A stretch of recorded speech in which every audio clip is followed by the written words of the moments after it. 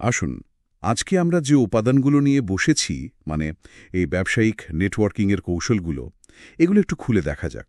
হ্যাঁ, বেশ ইন্টারেস্টিং কয়েকটা দিক আছে এখানে। এখানে দেখলাম ব্যবসার প্রসারের জন্য একটা বিশেষ কাঠামোর কথা বলা হচ্ছে, মানে শুধু অনেক গ্রাহক জোগাড় করা নয়, বরং একটা দল তৈরি, ব্যক্তিগত যোগাযোগ, এইসব।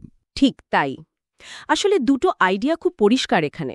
প্রথমটা হলো, দেখুন, শুধু বিচ্ছিন্ন ক্লায়েন্ট না বানিয়ে এমন একটা সিস্টেম তৈরি করা যেটা অন্যেরা সহজেই নকল করতে পারে, যাকে বলে ডুপ্লিকেটেবল। ডুপ্লিকেটেবল, আচ্ছা।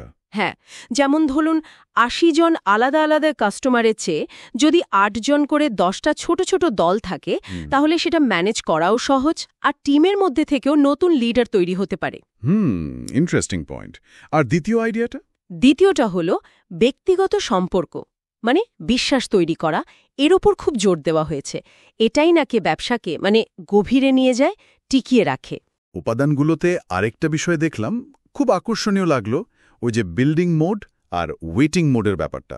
হ্যাঁ, সক্রিয়ভাবে নেটওয়ার্ক তৈরি করা, নাকি শুধু বসে বসে অপেক্ষা করার সুযোগ আসবে বলে। ঠিক বলছে যে অপেক্ষা করলে হয়তো ১০ জনে একজন আগ্রহী হবে, কিন্তু নিজে থেকে চেষ্টা করলে সক্রিয় হলে সংখ্যাটা অনেক বেড়ে যায়। একদম।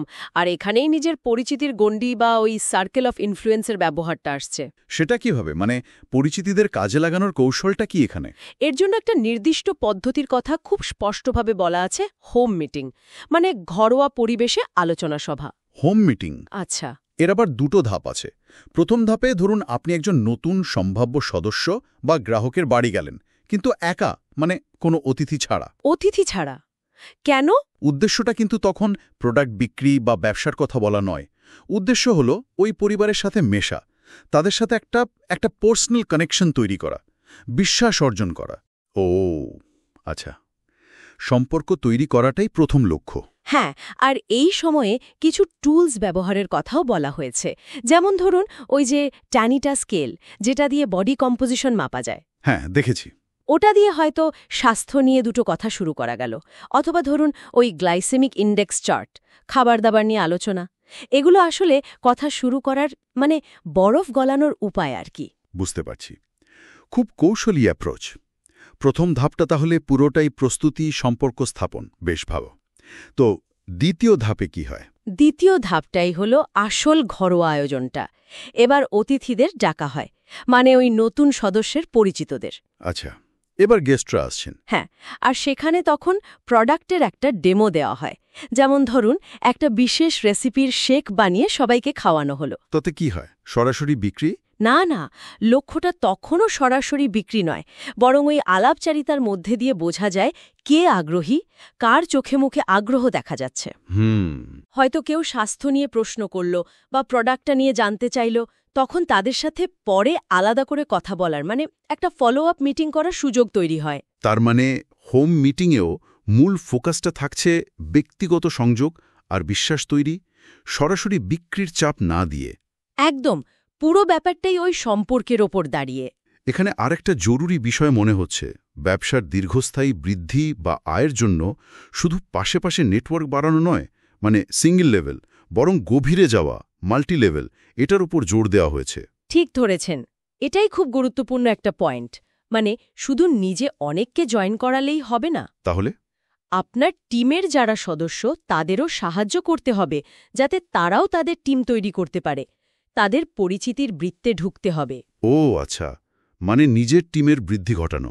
হ্যাঁ, যখন আপনি আপনার টিমের সদস্যদের সফল হতে সাহায্য করছেন, তাদের হাত ধরে তাদের টিম বানাচ্ছেন, তখনই ব্যবসার শিকড়টা গভীরে যাচ্ছে। এটাই হলো টেকসই বৃদ্ধি। আর এই হোম মিটিং কৌশলটা সেটাই গভীরতা তৈরিতে সাহায্য করে।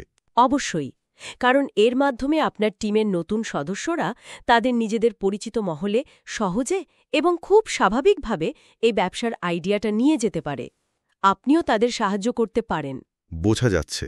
তাহলে একদিকে একটা কাঠামোবদ্ধ দল, অন্যদিকে ব্যক্তিগত সম্পর্ক দিয়ে সক্রিয় নেটওয়ার্কিং, আর সেটাকে শুধু পাশে না বাড়িয়ে গভীরে নিয়ে যাওয়া, এই তো? একদম, সারসংক্ষেপে এটাই দাঁড়ায়। এই উপাদানগুলো বলছে যে নেটওয়ার্কিংয়ের সাফল্য নির্ভর করে একটা সিস্টেম মেনে চলা, সক্রিয়ভাবে সম্পর্ক তৈরি করা আর নেটওয়ার্কটাকে গভীরে নিয়ে যাওয়ার ওপর। আর এই হোম মিটিং বা ঘরোয়া বৈঠকটা হলো এর একটা প্রধান উপায় বা হাতিয়ার। হ্যাঁ, বিশেষ করে যখন স্থানীয়ভাবে মানে একদম গ্রাসরুট লেভেলে ব্যক্তিগত সম্পর্কের ভিত্তিতে ব্যবসাটা বাড়াতে চাওয়া হচ্ছে। সত্যি বলতে কি, এই পুরো আলোচনা থেকে আমার কাছে সবচেয়ে বড় যে বিষয়টা লাগছে সেটা হলো ওই মানসিকতার পার্থক্যটা, মানে অপেক্ষা করা বনাম তৈরি করা। ঠিক।